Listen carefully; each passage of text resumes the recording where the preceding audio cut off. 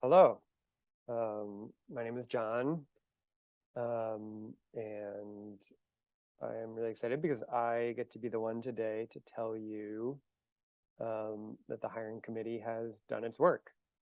And I'm going to present to you the VAB, Volunteer Advisory Board, and the volunteer community at large, um, who we have chosen to lead the co-op into its next chapter. So I made a little slideshow to keep me on track so I don't just ramble a bunch and to keep the suspense high. Let me share this. Okay. So yeah, that's you guys. Some of you guys at our last VAB meeting. Billy's asleep. So let's walk through it. So yeah, little overview for the hiring committee history in May of 2022 of this year. You all kind of deputized a new temporary hiring committee made up of a few members of the board and a few members from the larger kind of volunteer community and working group to do hire paid staff to fill 5 different part-time roles based on job descriptions that we all wrote together that I think we were really proud of and really, really good. We were also told to keep the VAB updated in key moments, but keep the process and especially the candidates confidential, partly because folks from within the co-op might be applying, partly just for all the obvious reasons to keep everything confidential. And then this particular quote I put in just because it's from from one of the statements that we agreed on. And the italicized part is the kind of part that we fell into, which is if the pool of applicants points towards a particular organizational staffing model, either like a single person who could do everything, or in our case, and what was the more likely choice from the beginning always, we get it down to 3 or 4 applicants who have the skills and desire to fill single different roles, pointing towards a kind of coordinator model.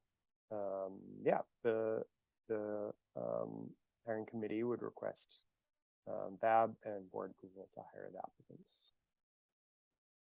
So this is us. This is the team. Anj, Lizzie, Tyler, Andy, Kai, and me. We worked really hard, which you'll see in a bit. So yeah, the positions that we're being hired for were these: lead mechanic at 20 hours a week, shop manager at 20 to 25 hours a week, operations manager at 2 to 5 hours a week, and then community and programs manager, both kind of smaller hours in the winter and more hours in the summer.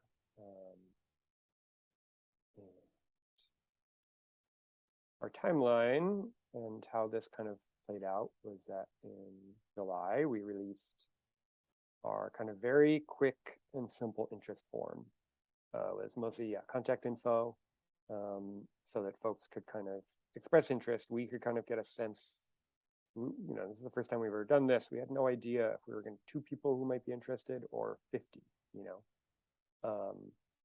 and we decided to roll that out in 2 different phases across 2 different weeks. First, we sent it to our kind of internal universe. It went out to the Bike Co-op newsletter, which is 1,500 people with a big open rate. A lot of folks do read the newsletter. Went on our website, and it went in the kind of RAR New Haven newsletter. So this is kind of being like, hey, we're hiring. These are the positions. For your name and email, and kind of what positions you might be interested in if you're interested. And then 2 weeks later, we kind of opened it up to a broader world. RAR National. RAR is Radical Adventure Riders. It's like a women, trans, femme kind of group that focuses on like getting more folks and getting the bike community more inclusive. We posted to the National Bike Co-ops listserv, which is yeah, kind of all the bike co-ops, a little bit, just trying to tie a lot of the bike co-ops together. New Haven Works, which is like a local kind of New Haven based work placement program that helps a lot of folks get jobs in the city. And the New Haven Arts Council, which is kind of a group that, yeah, does a lot of like arts related stuff in the city and has a cool like hiring job board, which is cool. And across that time, 21 folks filled it out with multiple responses for each role, and we decided that that was great. The third kind of layer to this that we could have done was open it up to the Indeed or like monster.com or whatever those sites are, which would have greatly increased the number of folks who would have maybe applied, but also like diluted the pool a lot to folks who maybe are more connected to us or are local or yeah, have pre-existing history in this space. So we felt really good about 21 candidates. And so we kept moving forward. So after we got our 21, we asked a few weeks later those 21 people to fill out kind of mini applications. We were hoping they would take like 10 to 20 minutes. Obviously, it took longer for a couple of folks who applied for a lot of jobs, a lot of the roles, I should say. But yeah, it was essentially a couple more kind of bits of contact info and two just like short written answer questions to a couple kind of very basic intro questions for us. You know, if you're applying for lead mechanic, it's like, what kind of bike experience do you have? If you're applying for like, you know, community manager, it's like, how have you worked with volunteers before? Just very, very basic stuff. And then after that, we received 10 applications back. So 10 people of the 21 filled this kind of longer like Google form out. And then we took those 10 and we scored them using a kind of de-identified list. So all 6 of us scored them, and no one knew who we were scoring. Everyone was just kind of de-identified. So it was like candidate number 4. And you know, I thought they got a 5 because they had an amazing answer to this question. And it seemed so exciting, and I want to know more. And then we got together and we compared our list, and we took, of those 10, we rejected 2 candidates for just not having experience, you know, in the roles. They, you know, maybe expressed interest in learning, but we just had other candidates for each of the roles who had experience, and it was just hard for us to not prioritize those folks. And the goal is to narrow this down. So we had to kind of keep trying to narrow down at every phase. And then also during this time, 2 candidates withdrew their applications for personal reasons. And then I think, yeah, right around after this, we updated you all via email on August 5th. And yeah, and then we got into phone interviews. So we took those 6 people who were still interested and who we were excited about, and we scheduled a phone interview, and we followed a very strict script, which we gave to the candidates before we talked to them, so they knew what we were asking, and it was a kind of still very by the books. We were not riffing or having fun. We were, you know, playing by the rules and doing a good job, just getting real answers from folks. And then we also took notes during the phone interviews. Phone interviews took anywhere from like maybe 15 to 40 or 50 minutes, depending on, again, it would be quicker if you're just applying for one job and longer if you're applying to 3 or 4 jobs. And so, yeah, we scored them again independently. And after this phase, one candidate did not make it to the next round due to, again, the scores being lower than others who were also competing for the same job. And one more candidate withdrew their application after the phone interview, again, for non-job related reasons, just for personal reasons. And yeah, then right around now, at this time, we met with the resources working group. Maria, Tess, and Billy have been doing incredible kind of behind the scenes number crunching, going through financials, going through QuickBooks, going through Square, getting a sense of budget, and being like, okay, in a conservative world, we feel like you have this much money to be able to hire. So like as you're considering hiring people, these are the tools you have to think about that. And the number is, I think, somewhere around $70,000. 60 being an even more conservative amount of money that is in our budget for staff. And if we just kind of continue doing the same kind of work we're doing with a few, basic fundraising pushes and maybe a grant or two, you can very comfortably say that you'll have $60,000 or $70,000 no matter what for staff. It's great. And it could be much higher, of course, but we'll get there when we get there. And then, so we were down to 4 people. So we scheduled 4 in-person interviews, which resulted in 3 offers. All 4 were amazing. And the 4th candidate who we were faced with was going to be kind of a hard decision, but the 4th candidate ended up emailing shortly after and being like, hey, I'm not going to say their name or anything. They are like an active member of the community, and we'll probably hear more from them soon. But they were like, hey, I don't exactly feel like it was like a 10-hour-a-week kind of position. This particular position is exactly what I'm looking for, but I'm really interested in doing this particular work with you that resulted after just chatting and from the interview, thinking about the needs we had and the kind of what the roles entailed. And this person was really interested in doing some very specific work that they have a lot of skills in and want to keep working on. And so I don't know, we're going to try to see if we can get this 4th person involved in a kind of specific way in a paid probably world, but not quite as staff. Whatever, we'll see. Either way, we kind of rejected them from the pool, and we were down to our 3. And these 3 people filled and met all the roles. They were all excited. They had stuck with us through our kind of slightly long interview process that took a few months and had 4 different stages. We kind of asked them if they wanted to do it, and they said yes. And so we are psyched. The 6 of us are psyched. The 3 candidates are psyched. And we're coming to you now, the kind of volunteer community in the VAB, to present them to you in very brief form and get your approval, get your kind of your endorsements. And so we want you to email us with words of excitement, comments or objections if you have any by next week, which is by this week. It's Monday. Wow. By September 20th, whatever that is. And I put our emails here. And this presentation will be shared in presentation forms. You can kind of copy and paste.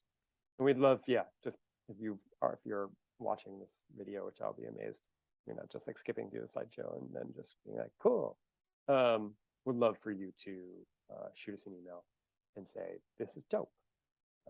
Thank you. Or this is cool. Have you thought about this? Or, whatever.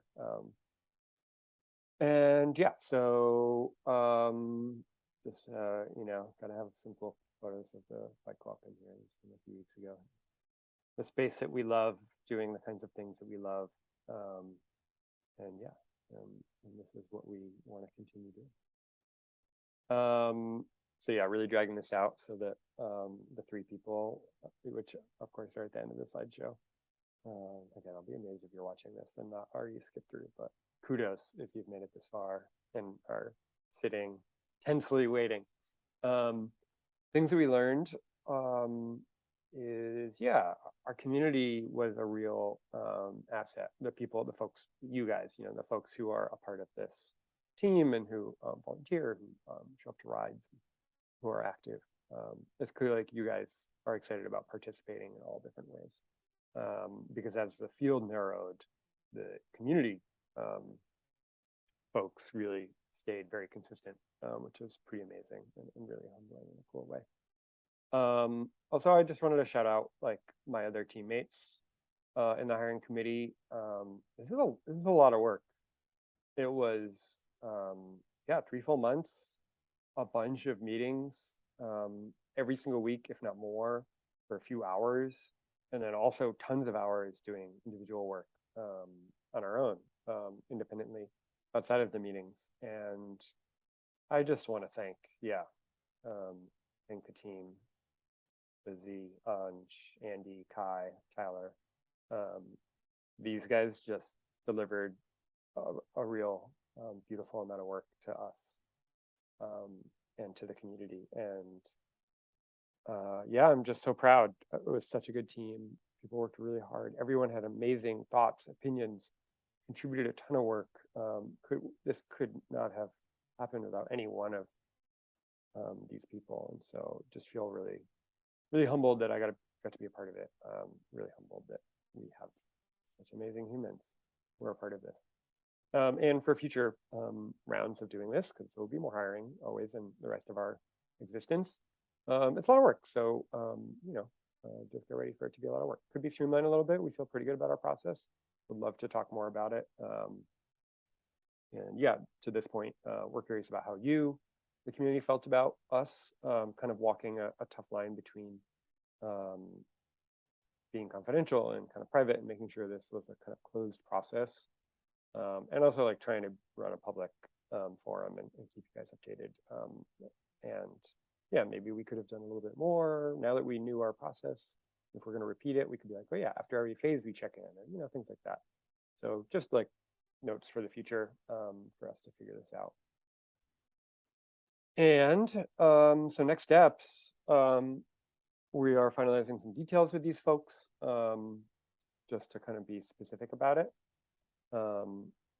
We feel really important about having good pay, having clear job descriptions, having healthcare needs met by folks, questions they have, things like that. We want them to start October 1st, or the week of that, whatever that is. It's the 3rd, and also send them formal offer letters, and which we've not done because we want to just present this to you guys now. And then of course, like, have a little party, hang out, meet and greet. You guys get to like chat with them and congratulate them and be excited about them and give them the warmest welcome into our community that we can do, because that's what we're all about. So yeah, here we go. Drum roll. Here we go. This is them: James, Catherine, and Kyle. James probably, because he is in the shop and has been on kind of our part-time summer bike mechanic staff already. So he's already on payroll at a kind of lower pay rate, and also less hours, and also less responsibilities. So yeah, he's gonna move up and take on the full-time role of full role at 20 hours of lead mechanic, and then do part-time programs manager. And yeah, we know him and we love him, and yeah, he's an amazing bike mechanic and really, really thoughtful human who's gonna contribute, and already has contributed, but will continue to contribute so much to this space in this community. Catherine, who I bet most of you don't know, but we didn't know her.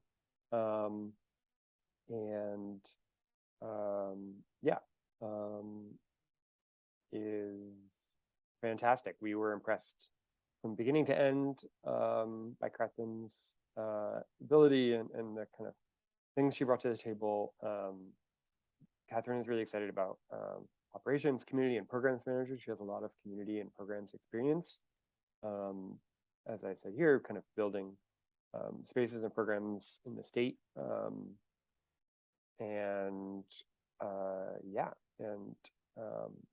We're just psyched to have both some new eyes. I think it's important for us to find someone who was from outside the community, because fresh perspective on things is really good, and also just very excited and very very ready for the role.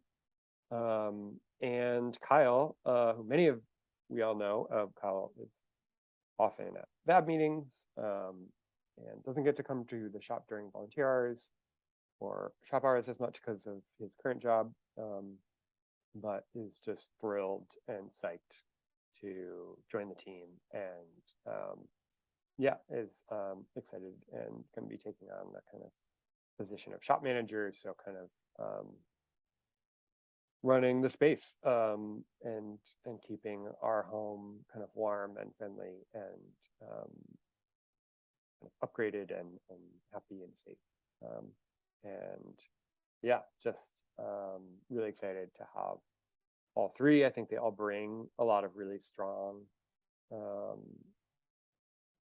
abilities, energy, warmth to the bike co-op. Will be really good partners for you guys, and yeah, and we're just very excited. So yeah, I'm gonna wrap up there.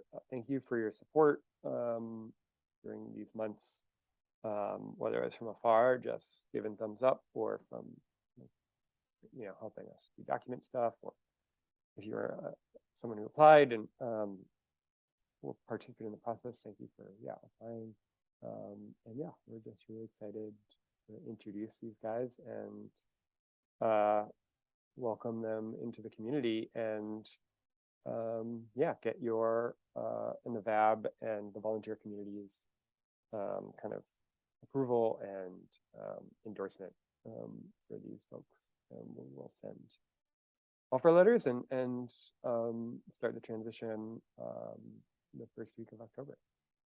So thank you for listening to my TED Talk this morning. And